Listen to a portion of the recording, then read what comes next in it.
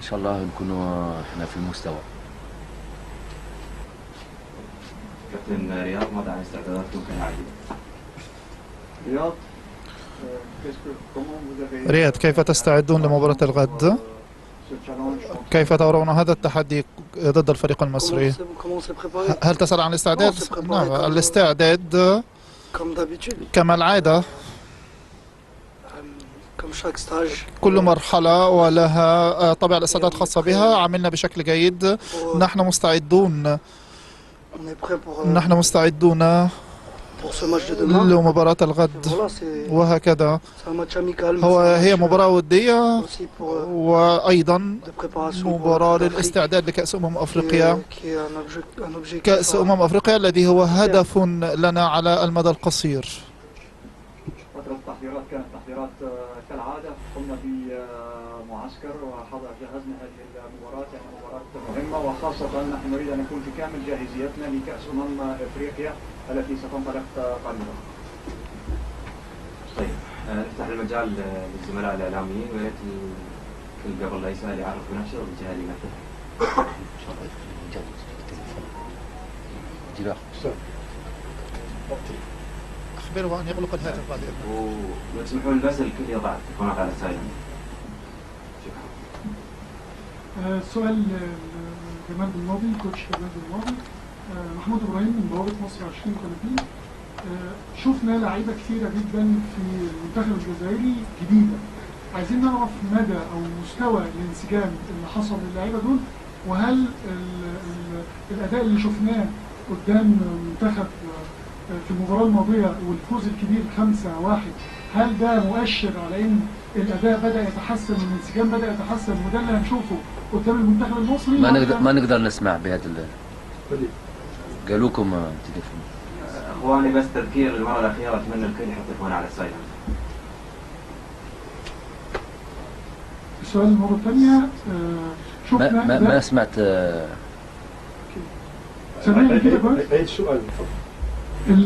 شفنا الأداء المنتخب الجزائري في المباراة الماضية والفوز الكبير جدا بنتيجة 5-1، ونعرف إن في لعيبة كتير جدا أو أكثر من 3 أو 4 لاعبين جدد على المنتخب الجزائري. عايزين نعرف مستوى، أنت شايف إزاي مستوى الانسجام في المنتخب الجزائري وأدائهم قدام المنتخب المصري؟ شايفه هيبقى عامل إزاي كانسجام للعيبة؟ أكيد كل واحد يعرف، مدربين وكل الناس اللي تتبع كرة القدم لازم شوية وقت بس اللاعبين يلعبوا مع بعض. وأكيد خاصة في أفريقيا لكرة القدم شوية تغير إلى كرة القدم اللي يلعبوها في أوروبا.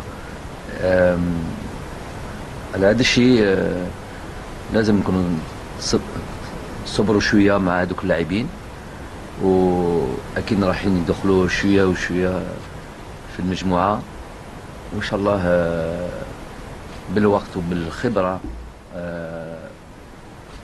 في أفريقيا ومع هذاك فريقنا إن شاء الله يكونوا أحسن وأحسن.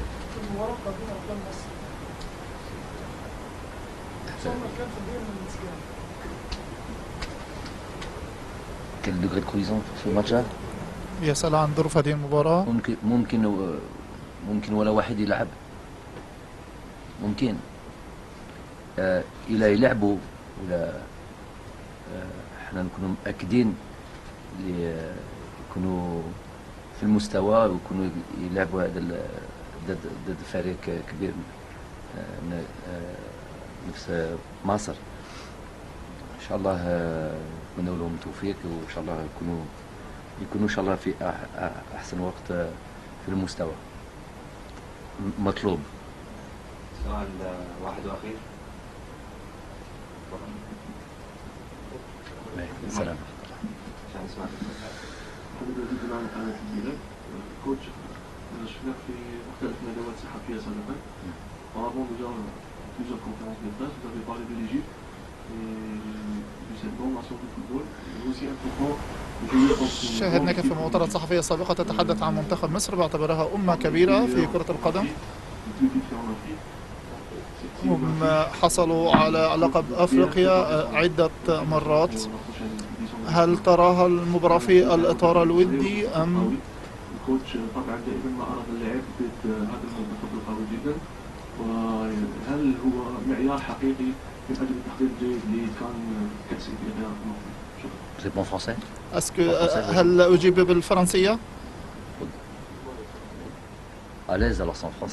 حسنا، سوف أتحدث بالفرنسية.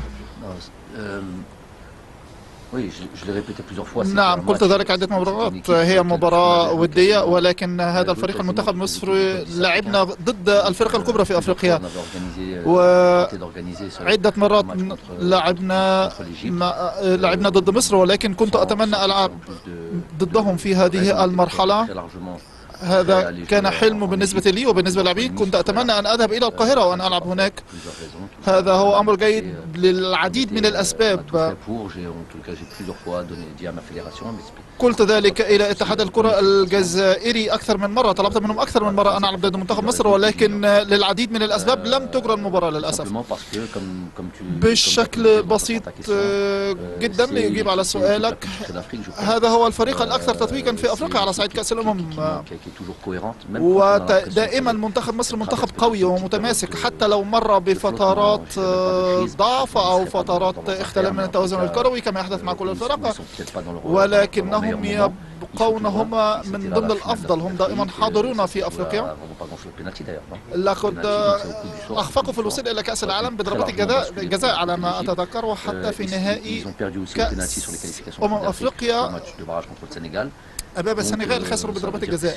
هذا يعني أنهم دائما حاضرون، أنهم دائما أقوياء، وكما أي فريق في العالم هناك لحظات من الاهتزاز. خسروا أمام تونس في مباراة ودية، ولكنها في النهاية تبقى مباراة ودية. في النهاية هم دائما موجودون. مرة أخرى الفريق المصري هو فريق به لاعبون بجودة عالية جدا، ومعتادون على هذا النوع من المباريات، ومعتادون على الضغط، ولهم جمهور عريض في الوطن العربي. هم لا يعدمون أبدا جمهورهم، وأنا متحمس لمواجهتهم غدا في مباراة كبيرة. مباراة كبيرة ستكون مواجهة قوية مع المنتخب المصري. أود أن أذكر شيئا، أنه دائما كنت أسعى لمواجهة المنتخب المصري. نحن كمنتخب الجزائر خضنا عدة مباريات مع التوب 10 في أفريقيا، لكن المنتخب المصري كنا نرحب دائما بمواجهته، لأنه منتخب عتيد، منتخب قوي، حتى إن مر بفترات فراغ لكن يبقى دائما المنتخب القوي، المنتخب الأكثر حصول على الألقاب. حتى في المباريات الأخيرة، يعني في مباراة ودية مع تونس كان منقوصا قابل للهزيمة، لكن يبقى منتخب قوي. في تصفيات كأس العالم خرج في اللحظات الأخيرة يعني بركلات الترجيح. نفس الشيء في نهائي كأس أفريقيا للأمم، هو منتخب كبير. لذلك المواجهة ستكون قوية يوم غد أمام منتخب الجزائر. المنتخب المصري دائما نريد أن نلعب معه، لأنه هذه المواجهات خلينا يعني نقف على حقيقة إمكانياتنا. طيب، سؤال أخير لأيضا.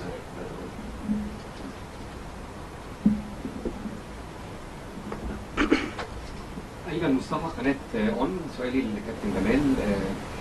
دايما الدربيات العربية بتشهد إثارة شديدة جدا، ندية، سعي لتحقيق الفوز حتى وإن كانت في لقاءات ودية، ولكن إقامة اللقاء في هذا التوقيت وتحت شعار معسكر الأشقاء، هل ممكن يجعل اللقاء في ظل روح ودية شوية وروح فيها بعض المحبة وطبعا التأخي ما بين الفرقتين؟ سؤالي للكابتن رياض، إذا كان رحيله من البريمير ليج ومانشستر سيتي إلى الدوري السعودي، وهو أقل طبعا من حيث الضغوطات، ممكن يخليه أكثر تركيزا مع منتخب الجزائر في الوقت الحالي.